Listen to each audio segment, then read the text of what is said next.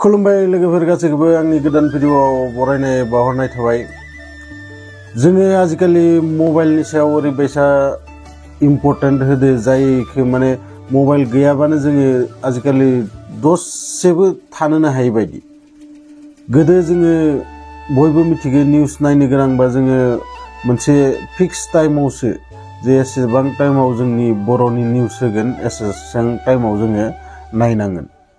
आरो बै टाइमखौनो जोङो नेबाय थायोमोन आरो सोरनावबा न'खरसेनाव टिभि दंमोन नालाय बै न'खरसेयाव थांनानै जोङो टिभिखौ नायहैयोमोन। गोदो जोङो गोजान जायगायाव सोरबा थाहैयोबाथाय बिनो लाइजाम लिरोमोन आरो ओजोंनिफ्रायबो बियो लाइजाम लिरनानै हरोमोन। बेबो 10 दिन 15 दिननि उनाव बे लाइजामा मोनफैयोमोन आरो जों बे लाइजामखौ नायनानै बेसां गोजोननाय मोनोमोन।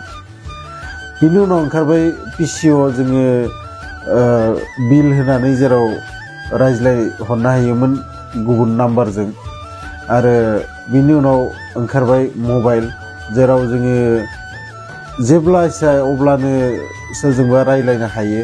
आरो बिनि उनाव ओंखारबाय नोंथांमोना दा लाबाय थानाय एन्ड्रइड फन जेराव जोङो नायलायलायनानै रायज्लायनो हागोन, मेसेज हरलायनो हागोन। माने बेबो माने मोनसे रिसार्जआवनो। गोदो बेफोरो माने नेट इउज खालामनो गोनांबा नेटनि थाखाय बेलेग रिसार्ज आरो रायलायनो थाखाय बेलेग रिसार्ज बिदि माने गोबां रोखोमनि माबा। नाथाय आजिखालि मोनसे रिसार्जआवनो नोंथाङा नेटबो सालायनो हायो आरो रायज्लायनोबो हायो। गतिके दिनैनि जि आं नोंथांमोननो भिडिअ लाबोदों बे भिडिअनिया जि मोनसे स्ट'रि सिम्पल स्ट'रि नोंथांमोना खोनासंबाय था। जोबोद मोजां स्ट'रि बियो आरो बिराद गेदेर बाथ्रा मोनसे नोंथांमोना मिथिनो मोनगोन बे भिडिअखौ नायजोबब्ला। आरो बयनिख्रुइ सिगां नोंथांमोनखौ खावलायहरो आङो जायफोरा गोदानै आंनि चेनेलाव फैदों नोंथांमोना चेनेलखौ साबस्क्राइब खालामनो ला। मानोना आं बेफोरबायदि भिडिअ नोंथांमोननि थाखाय लाबोगासिनो हायो।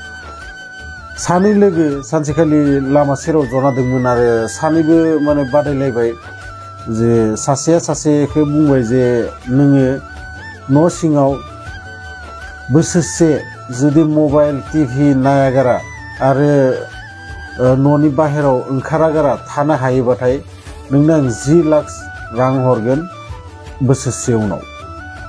बोसोरसे नोंथाङा पुरा कन्टिनिउ बेयावनो थानांगोन।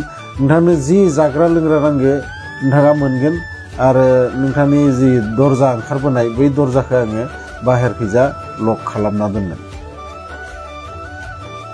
बिदि बुंनायाव बै लोगोआ दसे गोबाव सानबाय आरो साननानै नाथाय राङा सुबुंखौ मा मावहोनो हाया। रां जुदि नोंथाङा होयोबाथाय मानसिखौ माने बुंनाय रखम जायो खिबो सोलाहोनो हागोन। आरो थिग बिदिनो बै लोगोआ बुंबाय जागोन आं नोंनि बादायलायनायखौ माने मानिना लाबाय। आरो बिदिनो अखानायनिफ्राय बै न'आव बै हारसिङै थाग्रा जाबाय। बिसा सिगांनिफ्रायनो रावबो गैखायामोन न'आव। बै लोगोजों बै गावजोंनो हरफोराव थाफैयोमोन बै लोगोआ थाजाबफैयोमोन। नाथाय खालिनिफ्राय बै लोगोआ बिखौ न' सिङाव दोननानै दरजाखौ बाहेरनिफ्राय ताला मारिना दोनो आरो जाग्रा लोंग्रा जि बुस्थु नांगौ बिनो सानसेयाव टाइमै बिनो खेरखि फिसाखैजा होफैबाय थायोमोन। आरो बिदिनो बै मानसिया थाबाय न' सिङाव उरां फारांनो जेबो इन्टारेस्ट गैया, जेबो एन्टारटेनमेन्ट गैया, मबाइल गैया, टिभि गैया। आरो बे न' सिङाव बिजाब गांनैसो दंमोन जि बिजाब गांनैखौ बे खननैसो बेसेबां फरायनो गांसे बिजाबखौ बेसेबां बारा सासे मानसिया फरायनो हागोन। बिदिनो फरायनानै बेफोरबो जोब्बाय। आरो बै लोगोआ सिगांनो खोन्थाखादोंमोन जि खालि नोङो बै न'निफ्राय माने ओंखारबोनायनि गोसो जायो जे नों आरो हालिया बै न'आव हारसिं थाबाय थानो इखालि इयाव सिङाव मोनसे आङो सुइच फिट खालामना दोनदो जेखौ सेरना होबा एसे गोसायै साउन्ड जागोन हर्न रखम। आरो बै साउन्ड जाबानो आं फैनानै नोंखौ खुलिनानै होगोन, नों ओंखारबोनो हागोन।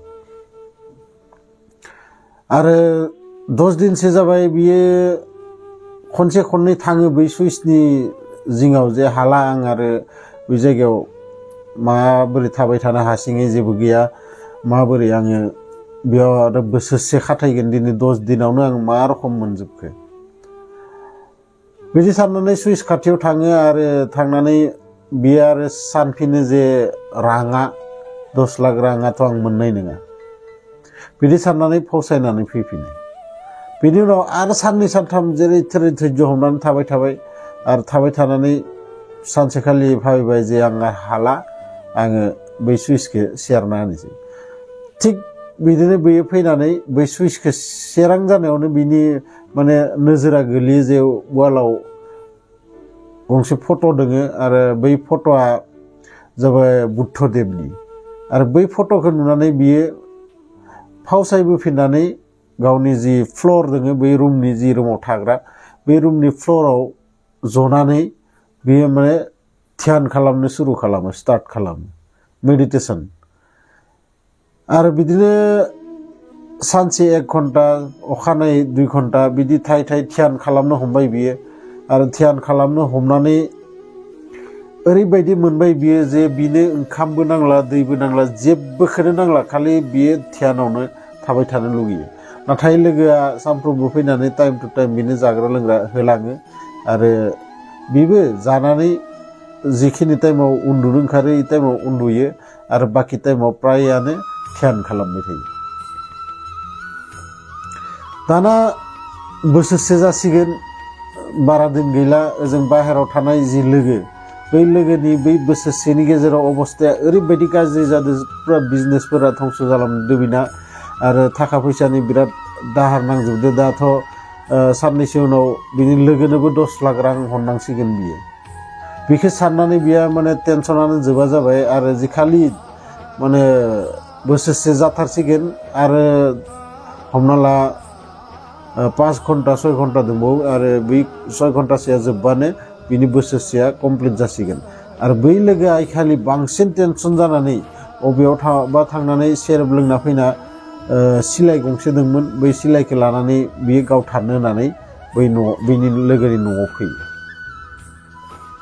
आरो बै लोगोनि न'आव जेब्ला फैनानै बेयाव दरजानि बाहेराव गांसे लाइजाम सिथाबना दोननाय दंमोन लिरनाय आरो बै लाइजामखौ बियो नुनानै आखायाव लाना बेखे लाइजामखौ फरायो आरो बै लाइजामाव लिरनाय दंमोन जे आं आरो 2 घन्टासो थाबानो आंना बोसोरसे कमप्लिट जासिगौमोन आरो आं निजेनो नोंनि माने रांखौ नांला होननानैनो आङो बै 2 घन्टा सिगांनो बे न'निफ्राय ओंखारलांबाय नोङो जेबो माने साननाङा आं देरहानो हागौमोन नाथाय आङो नोंनि थाखाय देरहायासै आं नोंनि गासै खबरफोरखौ आङो मिथिदो नाथाय माबोरै मिथिदो मा मादो जेबो बियो बै लाइजामाव लिराखैमोन बियो लिरदोंमोन नों मोजाङै था नों जेबो टेनसन लानाङा आंनि रांनि थाखाय आं ओंखारबोबाय आरो बै बाथ्राखौ माने नुनानै बै लोगोआ लामा जिङाव जनानै खोब गाबबाय आरो गाबनानै जोबोद दुखु खालामबाय जे इमान बोसोरसे माने थानानै दिनै 2 घन्टा सिगां ओंखारलांदो आंनि थाखाय जाय मानसिया बै मानसिखौ आङो दिनै माने सिलाइ लानानै गावथारनो होनना फैदोंमोन गतिके जायखिजाया भिडिअनि जि माने आं नोंथांमोननो जि स्टोरी खोन्थादो बे स्टोरीनि उद्देश्यआ बेनो जे जोङो जुदि सानफ्रोमबो आधा घन्टाबो जुदि मेडिटेसन खालामोना जोङो जोबोद बोलो मोनो इसोरनिफ्राय जोबोद माने देहायाव पजिटिभ एनार्जि जोंनाव हाबफैयो आरो जोंनि जि सानसेयाव 24 घन्टा थायो आरो बै 24 घन्टानि आधा घन्टा जुदि नोंथाङा सानफ्रोमबो मेडिटेसन खालामोना नोंथाङा जोबोद एनार्जि मोनगोन जोबोद मोजां पजिटिभ माने माइन्डआव नोंथांनाव पजिटिभ सब जेसां जि सानो गासिबो पजिटिभ हाबफैजोबगोन आरो बाखि नोंथाङा जि 23 घन्टा बै 23 घन्टाखौ नोंथाङा जि माव नाथाय सानसेयाव नोंथाङा मेडिटेसन खालामनो नाजा आधा घन्टा सम नोंथाङा मेगन मिसिबनानै जनानै नोंथाङा नोंथांजोंल' रायलाय रावखौबो जेबो नायनाङा रावखौबो जेबो खोनासंनाङा आरो हप्तासे उनावनो नोंथाङा रिजाल्ट मोनगोन जे नोंथाङा मा खामानि मावबाय दङ जायखिजाया भिडिअखौ मोजां मोनोबाथाय लाइक शेयार कमेन्ट्स खालाम आरो लोगोसे नोंथांमोनखौ आरोबाव खनसे खावलायहरबाय आङो भिडिअखौ मोजां मोनोबाथाय आरो आंनि चेनेलाव गोदानै फैदोंबाथाय नोंथाङा चेनेलखौ साबस्क्राइब खालामनानै थां लोगोसे बेल आइकनखौबो क्लिक खालामनानै दोन मानोना आं बेफोरबायदि भिडिअ लाबोनाय लोगो लोगो नोंथांनाव जाहाथे बयनिख्रुइ सिगां मोनहैयो भिडिअआ आरो नोंथाङा बे भिडिअखौ नायनो मोनो लोगो मोनगोन नेक्स्ट भिडिअआव बिदिनो गोदान मोनसे स्ट'रि लानानै गोजोन्थों।